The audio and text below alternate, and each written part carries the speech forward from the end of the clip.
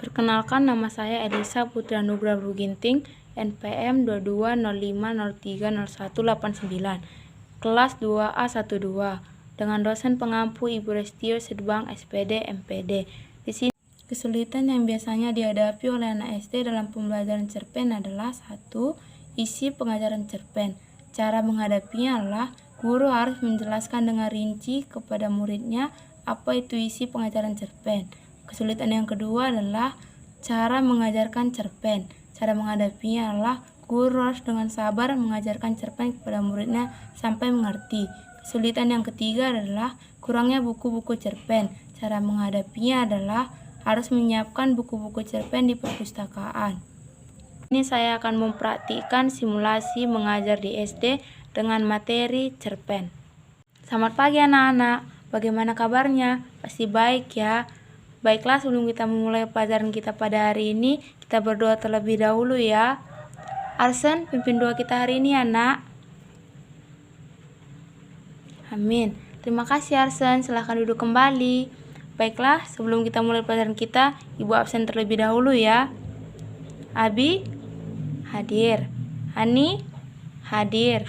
Arsen, hadir. Fitri, hadir. Baiklah, ternyata pada hari ini semua pada hadir ya, bagus. Baiklah, kita mulai pelajaran kita. Pelajaran kita pada hari ini adalah cerpen. Di sini Ibu ingin bertanya, siapa yang pernah mendengar kata cerpen boleh angkat tangan? Wah, banyak ya yang pernah mendengar kata cerpen. Ibu bangga dengan kalian. Ibu ingin bertanya lagi, siapa yang tahu apa itu cerpen boleh angkat tangan? Oke, Ani, apa itu cerpen? Iya, Ani benar ya anak-anak. Cerpen adalah cerita pendek. Cerpen atau cerita pendek adalah prosa fiksi yang menceritakan tentang suatu peristiwa yang dialami oleh tokoh utama. Seperti namanya, cerpen lebih sederhana daripada novel. Sampai di sini paham anak-anak? Selanjutnya Ibu akan membahas ciri-ciri cerpen. 1. Ceritanya fiktif atau rekaan. Rekaan di sini artinya tidak dari kisah nyata atau kehidupan nyata.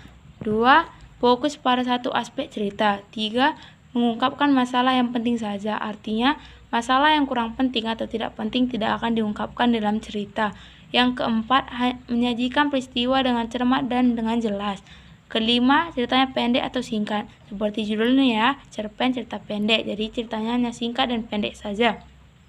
Keenam, menggunakan bahasa yang tajam atau menarik perhatian. 7. Tokoh yang ditampilkan terbatas sekitar 1-3 orang saja. Sampai sini paham anak-anak? Baiklah, siapa yang tidak paham boleh angkat tangannya. Wah, tidak ada yang mengangkat tangan ya. Berarti Ibu anggap sudah mengerti semuanya ya. Pintar memang anak Ibu ini. Baik, Ibu akan membacakan sebuah cerpen. Cerpen ini mengajarkan kita untuk menjadi orang yang rendah hati dan jangan sombong. Ada seorang anak bernama Fitri. Dia merupakan murid kelas 6 SD yang sangat pintar dan baik hati. Di sekolah sangat banyak teman yang menyukainya karena sikapnya tersebut. Tidak jarang, semua ingin berteman dengan Fitri. Ada lagi anak perempuan bernama Ita. Ia berbanding terbalik dengan Fitri. Ia pintar namun sangat sombong. Temannya hanya 2, yaitu Lisa dan Lily, gadis kembar di sekolahnya. Suatu hari, ibu guru mengumumkan bahwa akan ada perlombaan membaca pidato 2 minggu lagi. Bu Yati selaku wali kelas 6 membuka kesempatan seluas-luasnya bagi siapa saja yang ingin ikut seleksi. Fitri dan Ita jelas ikut berpartisipasi. Setiap hari mereka selalu latihan baca pidato agar lulus seleksi. Sampai hari penyeleksian tiba, keduanya memberikan tampilan yang memukau lalu dinyatakan lolos. Saat hari perlombaan tiba, Ita terus saja membanggakan dirinya, menyatakan bahwa pasti ia akan juara. Sebab sebelumnya dia juga pernah menjadi juara waktu kelas 5 SD di lomba pidato. Berbeda dengan Fitri, ia tidak henti-hentinya berdoa dan berlatih, mencoba menghafal kembali teks pidato. Ita pun dipanggil lebih dulu. Sang juara kelas 5 SD kini mendadak lupa teks pidato yang sudah dihafalnya. Setelah itu Fitri maju dan memberikan penampilan yang sangat bagus. Semua juri kagum terhadap Bu Yati yang saat itu datang untuk menemani mereka berlomba. Pengumuman pun tiba. Fitri keluar menjadi juara 1, sedangkan Ita harus menahan air matanya karena dia tidak menang sama sekali. Baik, ceritanya sampai di sini saja. Apakah ada yang sudah tahu apa makna dari cerpen yang Ibu bacakan tadi? Boleh angkat tangan. Ya, Hani, apa jawabannya? Ya, Hani benar ya, bahwa dari cerpen ini tadi kita diajarkan untuk Tetap rendah hati dan tidak sombong ya. Jangan seperti siapa tadi yang sombong? Iya, Ita, benar sekali.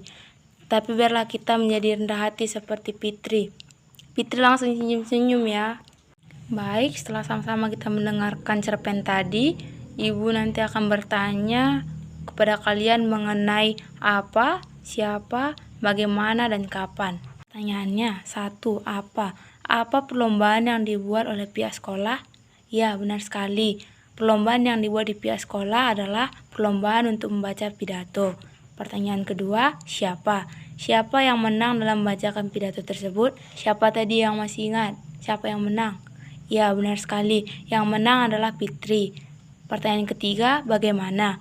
Bagaimanakah sifat Ita dalam cerpen tersebut? Siapa yang masih ingat apa tadi coba sifatnya? Ya, benar, sifatnya tadi sombong ya. Pertanyaan keempat, kapan? Kapankah pidato tersebut dilaksanakan? Sama-sama tadi kita mendengar ya. Jawabannya adalah 2 minggu lagi. Baik, Ibu akan berikan tugas kepada kalian. Tugasnya dikerjakan secara per kelompok. Nanti kelompoknya akan Ibu bagikan. Tugasnya adalah kalian akan membuat cerpen. Satu kelompok, satu cerpen saja. Cerpennya bebas mau tentang apa. Dan dikumpulkan minggu depan. Baik, apakah ada yang mau bertanya tentang tugas kita? Baik, karena tidak ada yang mau bertanya, sampai di sini pelajaran kita hari ini. Jangan lupa mengerjakan tugasnya. Sampai jumpa minggu depan. Selamat pagi.